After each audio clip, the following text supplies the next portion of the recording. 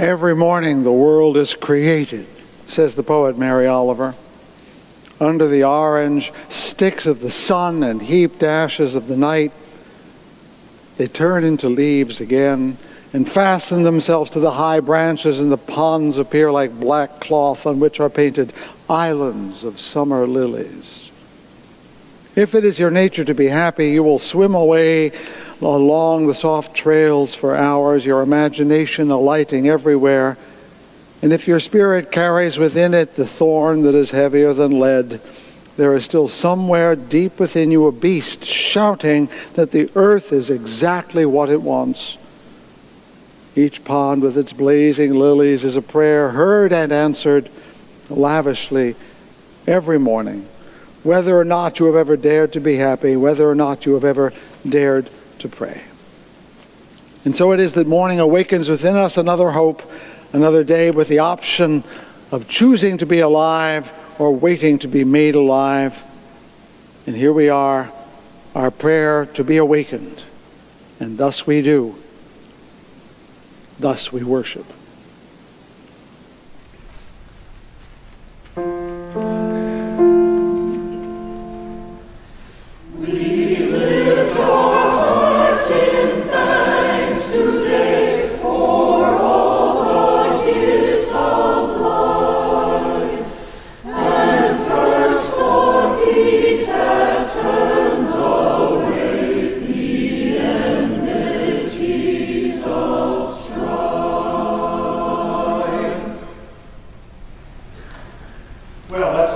Choir does and sing together, shall we? Our hymn is number 312 here on the Paths of Every Day.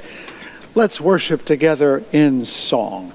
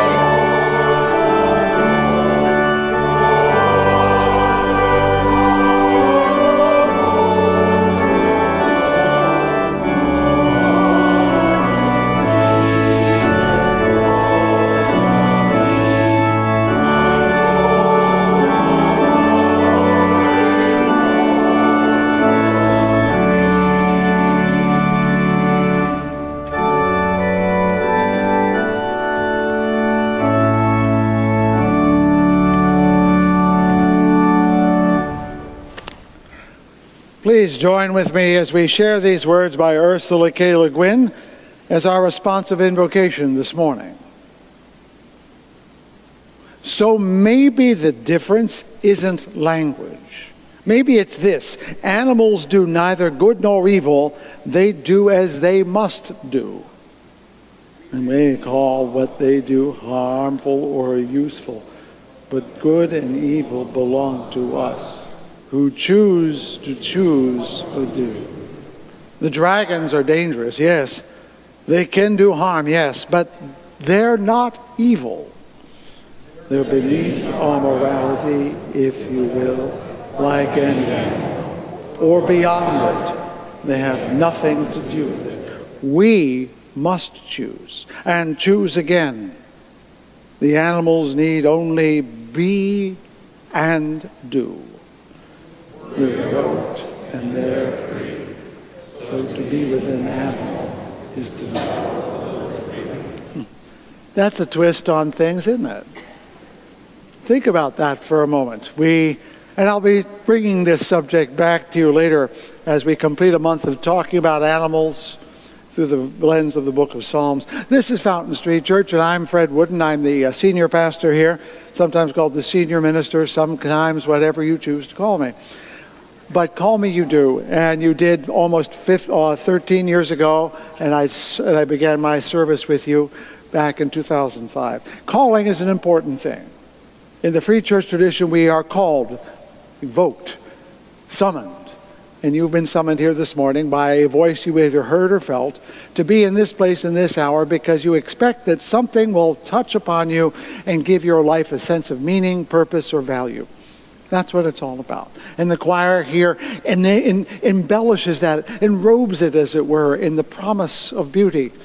And your presence here with one another makes it true in the promise of love. All we do here is learn, grow, and change. All we seek is hope, love, and joy.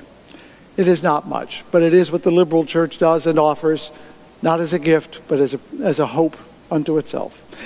So if you're here for the first time, or if you're here for the 423rd time, if you've spent your life in these walls, or if you've never seen them before, you belong here. And this is Fountain Street Church. Welcome. We like a bird that, pausing in her flight, a while on those to slide, feels them give way beneath her, and sings and sings and sings, knowing she hath wings. Be like the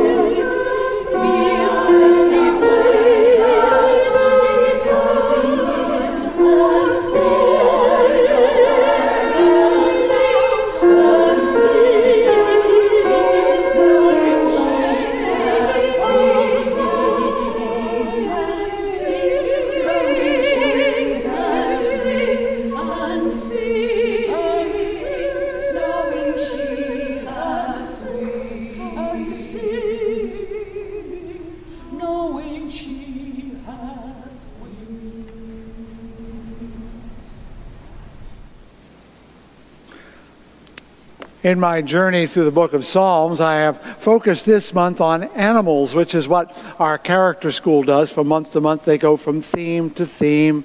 Next month, in May, they'll be talking about remembering, which is consonant with Memorial Day. And we did animals because this is Reverence for Life Month, and we like to see them after all those winter days.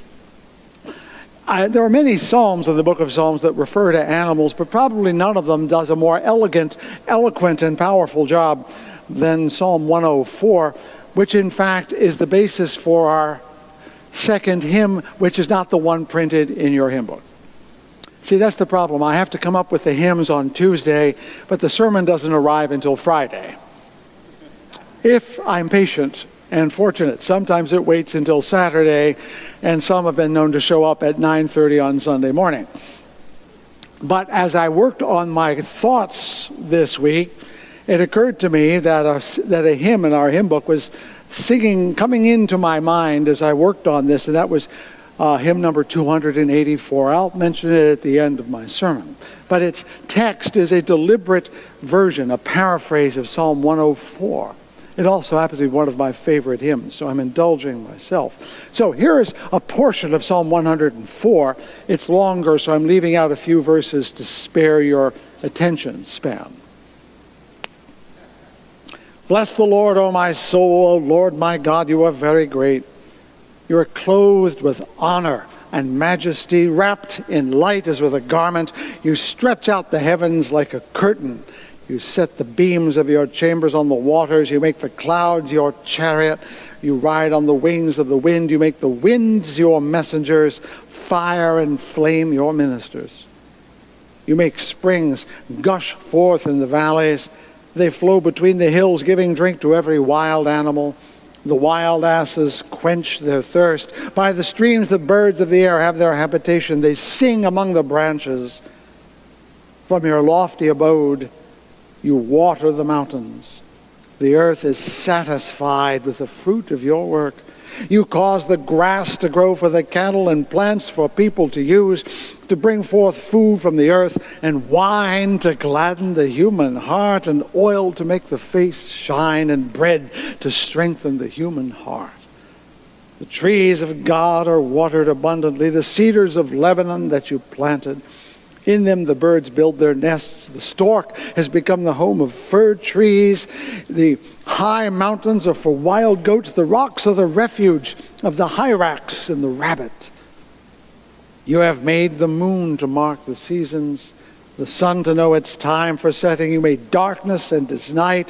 When all the animals of the forest come creeping out, the young lions roar for their prey, seeking their food. When the sun rises, they withdraw and lie down in their dens, and people go to their work and to their labor until the evening. O God, how manifold are your works. In wisdom you have made them all. The earth is full of your creatures. They all look to you to give them food in due season. When you give to them, they gather it up. When you open your hand, they are filled with good things. When you hide your face, they are dismayed. When you take away their breath, they die and return to their dust. When you send forth your spirit, they are created, and you renew the face of the ground.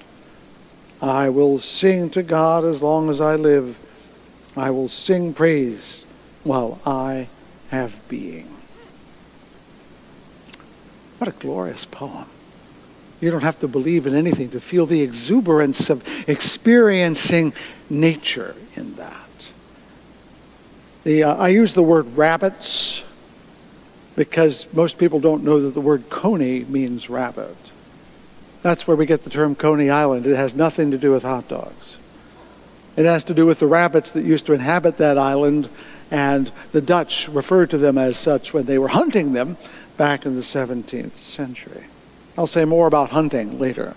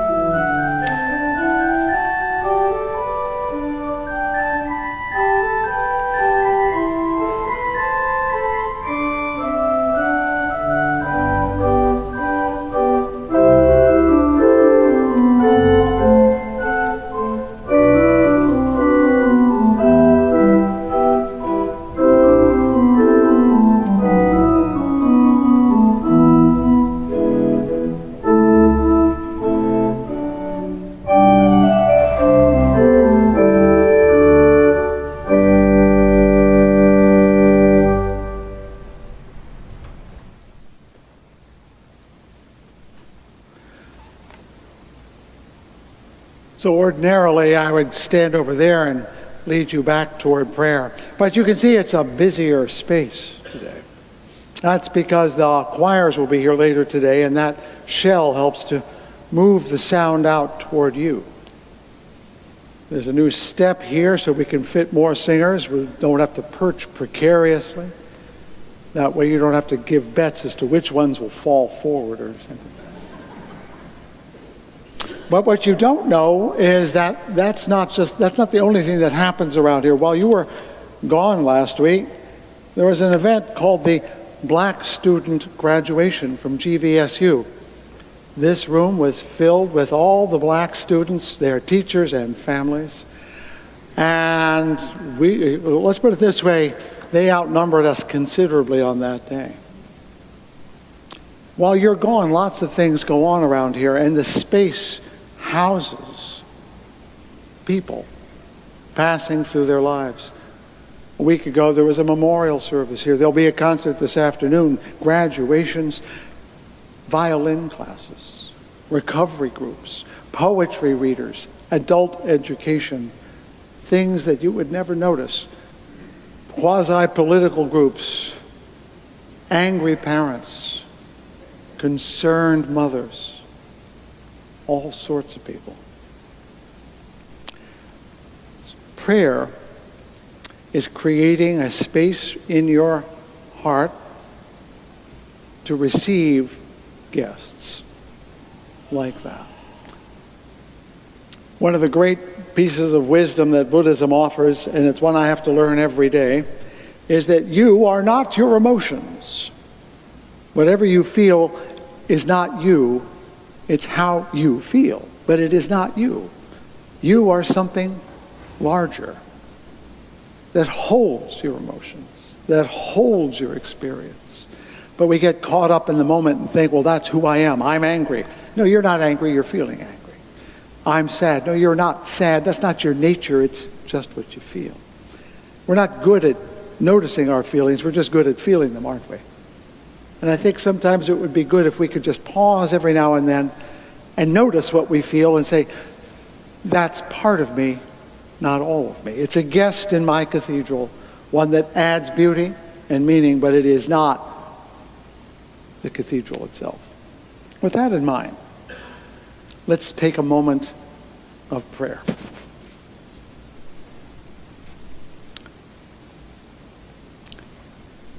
Help me be the cathedral of my soul,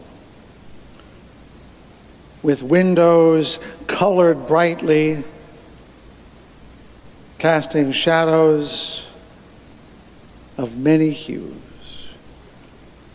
A space wherein life can happen, where joy and sorrow, fear and hope can dwell, each in its day, each being celebrated and honored in its moment. For we need room in our hearts to be sad, to be frightened, to be angry. For if we have no room for them, there is no room for love or joy or hope or tenderness. All these feelings create the cathedral itself, carve the walls, create the roof. We need no other stones to build the temple of the unfulfilled. No other ivory for the doors, no other marble for the floors, no other cedar for the beams. For the heart is its own temple. And we come here to hold it open, to cast wide its doors so that life may enter and here be made holy, each and every part of it. And this be our prayer, that however we entered this day, that we are open to the rest of the day, to all that comes before us or from within us, that the cathedral of our soul, the temple of our heart, may ever welcome all that life offers. Indeed, be nourished and made holy thereby. Upon these things and all that touches the heart, we pause now in the prayer that is only understood in the presence of silence.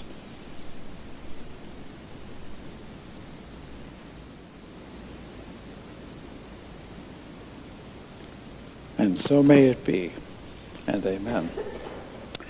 Our choir is going to come up now and give you a fragment of what they will be singing with their friends later. I mentioned earlier that the Peaceable Kingdom refers to a painting by Edward Hicks, an early American artist, self-taught, which he painted over and over again in many different, slightly different iterations. And it was based on that biblical hope of a time when the wolf will lie down with the lamb and all those things. You would do well to look it up. It was a moment of great hope for many people, and it's one we need to remember. And so it will be remembered now in song.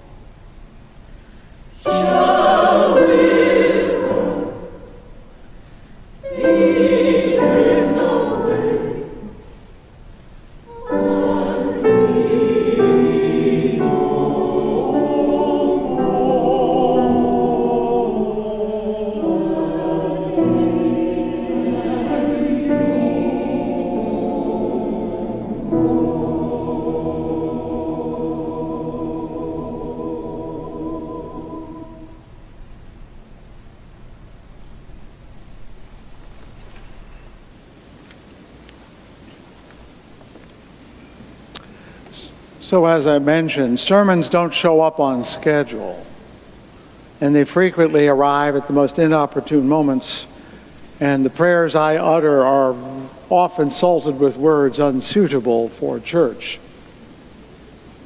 But that makes sure that I'm ever mindful that I am not actually the sole creator of my message. And that doesn't mean I'm some channel for some exterior voice, but it depends on listening as much as writing. And I mention this because when I lift up the names of the dead every week, it is to remind me and you that we are not here alone, that the words spoken were crafted by people long dead. The ideas we hold were born of others before us, well before the names I read, to remind ourselves to live with humility in this place that is so grand, and to give room for something more than we know. I lift up the names this morning with gratitude, especially for those I know, but also with great honor for those I did not, of Doris Griffith and Liz Cook, of Blanche Mullen and Elizabeth Jones. Elizabeth Jones's mother, by the way, was a suffragette during the 19 teens and used to take her on marches through Grand Rapids. Did you know that? Merrill Grogel and Fran Dilley and Sally Potts and John Steckety, yes, of that family, of Hugh Allen and Robert Nichols and Noah Harrig. If you knew them in your life, be you praised, and we are grateful for you contain in your hearts their hearts. And so we remind ourselves of the blessing of their presence and ask for their blessing even this day. El Malay Rachamim Shokim Rachamim Chamseach. God, filled with mercy, dwelling in the heavens' heights, bring proper rest beneath the wings of your Shekhinah, your presence, to the souls of our beloved who have gone to their eternal rest. May you, who are the source of mercy, shelter them beneath your wings eternally. Bind their souls to you and to we the living, that they may rest in peace, that we may be at peace. And let us say, Amen. We all heard the noise. Each one of us. How could we not? We were all in tents high up in the Bitterroot Range of Montana. Family camping, as it were, on the behalf of the Sierra Club. And we were all asleep until we heard the noise. Because we were all asleep, we knew the noise was not one of us. In the morning, our food supply was scattered and the dried meats were gone. Scratches on the bark made it clear that a bear had become part of our endeavor. Most of us live at some distance from bears today, and for good reason. But we forget that even in these big cities, even Grand Rapids, there is abundant animal life. More than once a skunk has prowled my yard. Rabbits are daily visitors. Birds perch and chirp without any reference to me whatsoever. On my walk here today, 2 male cardinals were having a good fist fight all around my feet and my head. And even the occasional wild turkey has strutted down the street and down my driveway, prowling for something before moving along. They're kind of feathered hoodlums, aren't they? And smaller, but never invisible, the stink bugs are already crawling out of the woodwork. There's a wasp's nest in my exterior wall that year after year I try to get rid of, and they all come back. Creatures, great and small, abound, not in nature alone, but in the high rises, under the highways, along the paths of urban life. Nature is never far away, and whether we know it or not, our lives and the lives of other living things are in constant contact. With two exceptions, most of us do not think about animals on a regular basis. One would be a pet, of course. Last week you all brought your animals here, and it's always delightful in the charming chaos of Reverence for Life Sunday. Nothing is quite orderly, but everything is quite dear. Something about animals makes us less rigorous and more gentle. That is a good thing. But of course, the other daily experience we have with animals is that they lie on our plate as food. The day before last Sunday, that is to say the day before Reverence for Life, we had a memorial service for a beloved member, and of course there was a reception, and we did not even notice the dead chickens and the dead pigs and the dead cows that were all laid on the table because they no longer looked like animals, but there they were, making us feel good in other ways.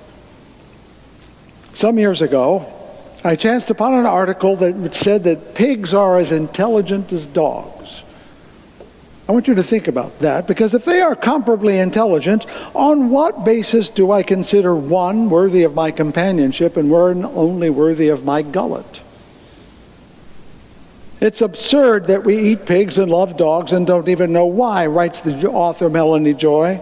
Many of us spend long minutes in the aisle of the drugstore mulling over what toothpaste to buy. Yet most of us don't spend any time at all thinking about what species of animal we eat. She is begging a large question. The controversial philosopher and bioethicist Peter Singer got controversial back in 1979 when he wrote, "Having accepted the principle of equality as a sound moral basis for relations with others of our own species, we are also committed to accepting it as a sound moral basis for relations with those outside our own species." He's asking, how can we treat each other as equals and treat animals as subordinates? He's asking the question, one that does not get asked. We should think about that. Why? You're thinking, well, this is outlandish. They're different from us. Well, perhaps. But let's remember, the basis that we have for thinking of animals as being different is not a scientific one, but a religious one. As the psalm echoed from the book of Genesis, everything was created and God had dominion over the earth to till the garden and keep it and all that stuff. But they're not the only religions on the planet. There's some pretty big ones named Buddhism and Jainism that see every living thing that moves as having sentience. And their lives are not to be taken casually. That's why Buddhists try to be vegetarian. And Jains don't even eat plants by plucking them up. Now, this may be a bridge too far for you and me, but it isn't every religion that looks upon humans as in charge of the earth. And even in Psalm 104, that magnificent poem, it doesn't talk about how great humans are. It talks about how great God is in creating this immense creation. You make springs gush forth in the valleys. They flow between the hills. They give drink to every wild animal. The wild asses quench their thirst. By the streams, the birds of the air have their habitation. They sing among the branches. You cause the grass to grow for the cattle, and plants for people to use, to bring forth food from the earth. And I love these: wine to gladden the human heart, oil to make the face shine, and bread to strengthen us for our labors in our human heart. Even in the Bible, we are told to revere all of creation, to regard it as worthy of our care and respect, not just an object as a means, as a tool for us to use. And so does science. We're religious liberals. We give the Bible a really hard look, but we love science. So let me invoke science for a moment. Most of the DNA that makes you, you, and me, also lives in all those animals we eat. In fact, do you know you're 50% banana? I'm not kidding. 50% of the DNA in every one of your cells is shared with every banana on the planet. Now, I'm not saying we should leave bananas alone. I'm just saying they're not as far from you as you think they are. And then we think about the fruit fly. You're not eating any for breakfast, I'm sure, but you're already sharing 65% of its DNA with you, with them. When we treat animals as mere objects, whether captive friends or cooked food, we are making assumptions that deserve to be examined. It was that article about pigs and dogs that first started me thinking about why I could or should eat meat. My first thought then was, having worshipped with Jews for 20 years, well, I'll just not eat pigs. They're smart animals, and besides, they're contrary to the laws of kashrut, and I keep friends with them, and maybe there's some wisdom in that, and so do my Muslim friends for that matter. I could leave out pork. It was a loss to my palate, but I could do that. Now, then my brother and my sister-in-law, who gave up meat some time ago, were asking me, well, if you gave up pork, why don't you? And I was strained to find an answer. On what basis would I not eat one and eat the rest? And then I went, you see, at that point, from assuming that meat was a natural and good thing to do, to questioning whether it was natural at all, or truly good in an ethical sense. Then, oh my goodness, I read Michael Pollan's book, The Omnivore's Dilemma. If you had, you'll never go to a fast food restaurant again. Because in it, he traces 3 meals he ate back to their origins. The first meal he eats is a Happy Meal at McDonald's. which are sold by the millions. Billions and billions served, as it says. And he wants to know where the meat comes from. And he walks it back to the young cows that are not prancing upon little fields out there like it says in the psalm. No, they are fed a very steady diet of grain. Why? Because that makes them get fat faster, that and the hormones too.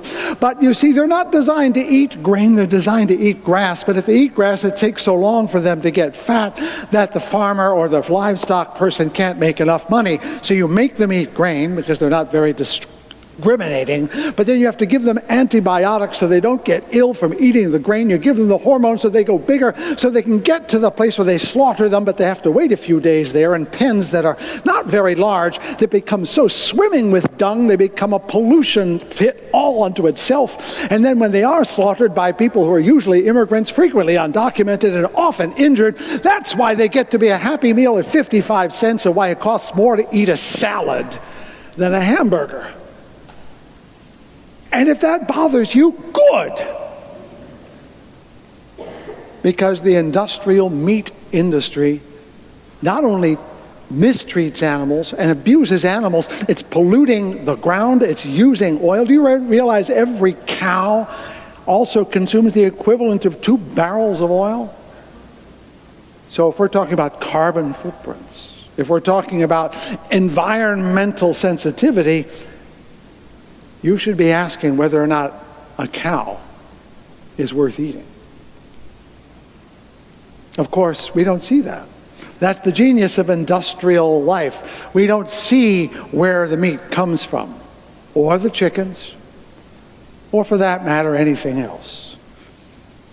Michael Pollan, therefore, opens the door to something you may not have seen before. Now, to be fair and to be complete, he does chase down a sustainable farm. We have them around here where there are livestock and they use the manure to do this, but they don't make a lot of money off of the cows. And they sell them out. It's what they call locally sourced, or their provenance like it's a piece of art.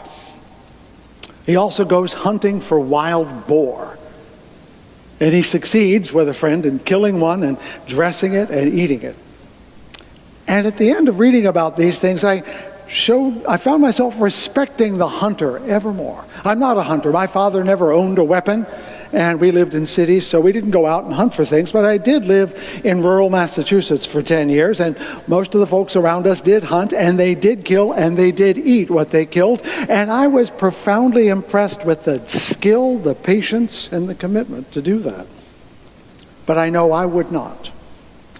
I have fished. And in Maryland, you not only fish, you go oystering and crabbing and clamming.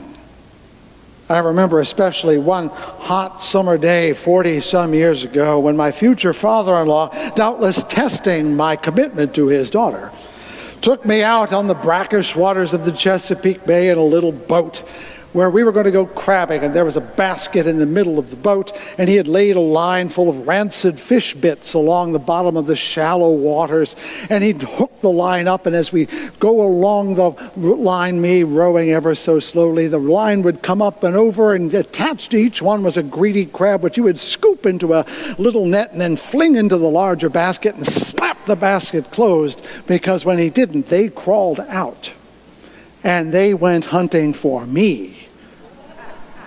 And anything else they could snap with their very, very sharp little claws. I had no qualms at all about dumping them all unceremoniously into a kettle with 2 bottles of beer, some Old Bay seasoning, and turning on the heat.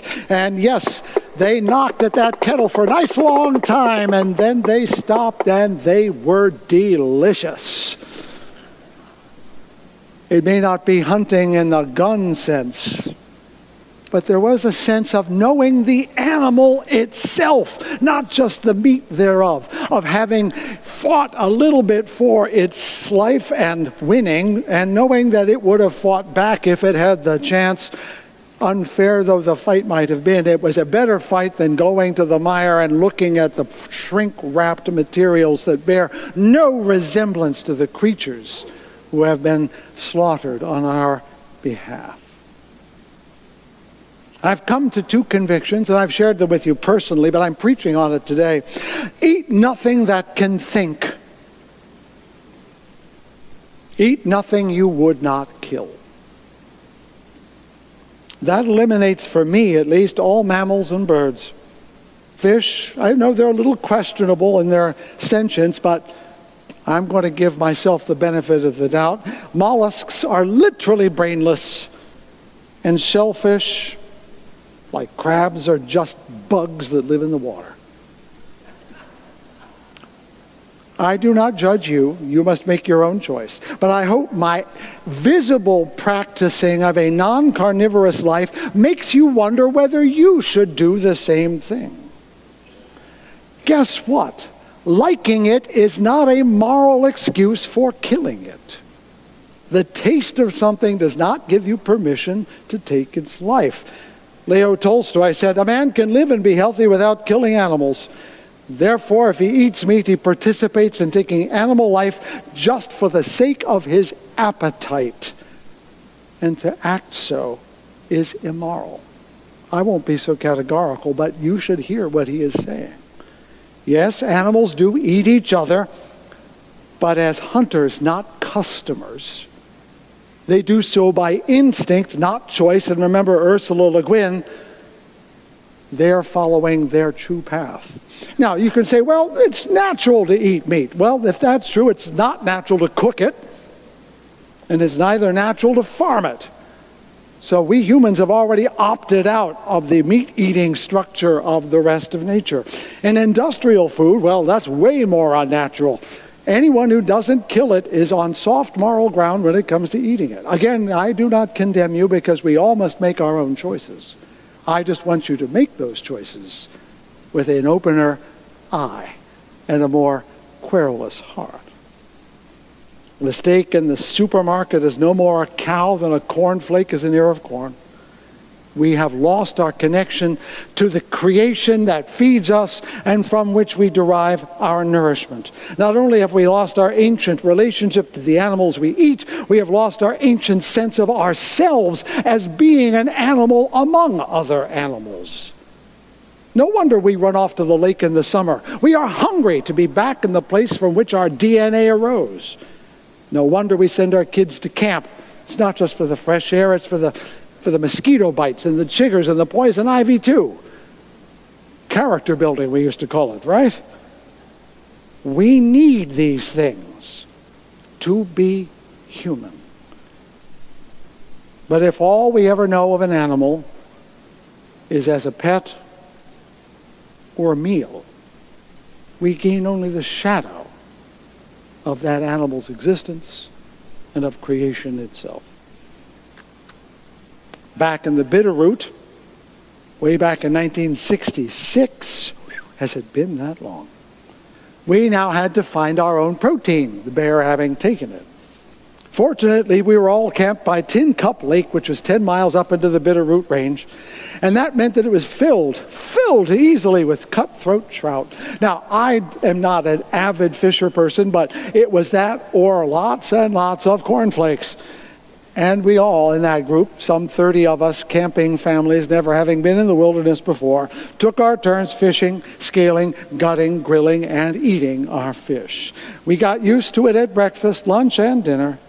And we learned to dispose everything afterward, knowing that the bear would be back for anything we did not thoroughly get rid of. We were not good at that, and it did come back. The bear did. And it came back more than once, and at some point decided it was easy enough to come back in the daylight, which meant it was becoming more bold. And then when we saw it, we understood why it was so eager to find us, because it turns out it was not alone. It was a mother and a cub. The absolute worst of all scenarios. We had a choice.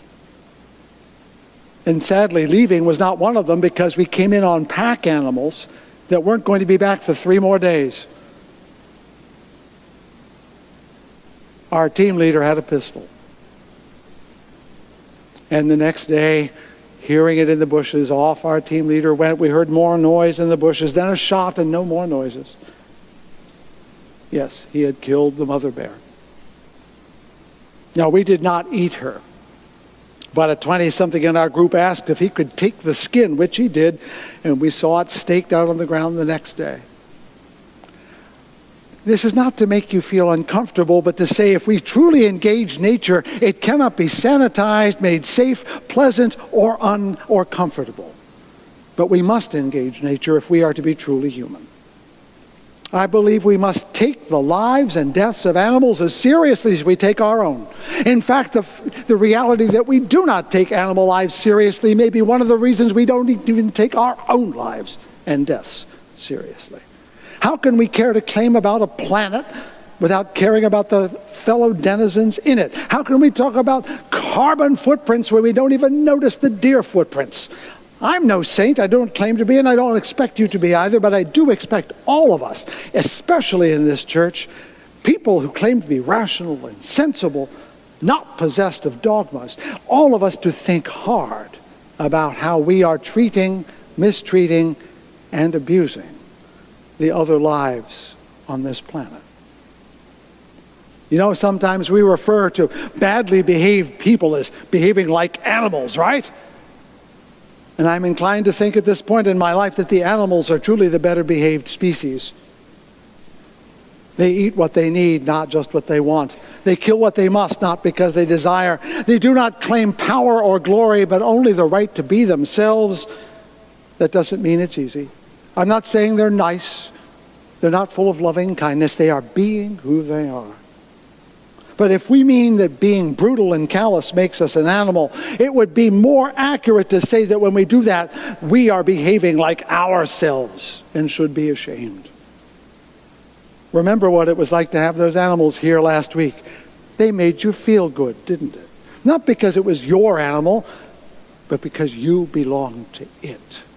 Because you had your animal self back in front of you for a moment and realized you were nothing but an animal, and that was just fine. No, I don't keep a pet. We used to have a cat years ago. And when we moved to an apartment, we didn't think bringing an outdoor cat to an apartment made any sense, so it went to cheerful retirement with my brother before it died a natural death. My son, when he was 7, asked me, "Gee, Dad, why can't we have a pet?" And I said, "Son, you don't understand. That's why we had you." And he looked puzzled for a time, but I meant that somewhat in earnest. We are here to care for each other, not to let animals become surrogates for the care we owe each other. And perhaps the road to human justice, to human decency, to humanity itself, to treating each other better means learning from the animals that live, not eating the animals we kill. Consider that they are here to lead us, not we them. That we are here not to feed on their bodies, but to learn from their lives. And if you consider that now, I am glad. If you consider it when you have dinner tonight, I will be even gladder. Bon appetit. May the words of my mouth and the meditations of my heart be found true in thy sight, thou who art my rock and my redeemer. And thank you for appreciating the difficulty of delivering this message. Thank you for appreciating the difficulty of accepting this message. Before we start the hymn, I'm just going to raise a question. Good sermons are ones where you have to throw out more than you can say, so I can't resist adding this. Why do we have to serve meat at church at all? Just asking. You can go out and have any hot dogs you want, but I think we should seriously consider being a non-carnivorous congregation when we eat together.